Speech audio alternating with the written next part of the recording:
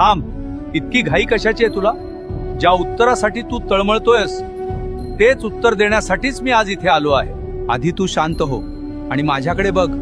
तुला फक्त तुझे रिकामे हात दिसले, पण त्या रिकाम्या हातांनी जेव्हा जेव्हा तू माझ्या पायरीला स्पर्श केलास तेव्हा तुझ्या नशिबातले कितीतरी काटे मी उपसून काढले. हे तुला दिसलं नाही. मी तुला रिकाम्या हाताने परत पाठवलं, कारण मला तुला चिल्लर नाही द्यायची होती. मला तुझी पात्रता इतकी वाढवायची होती की त्यात माझं यश मावेल.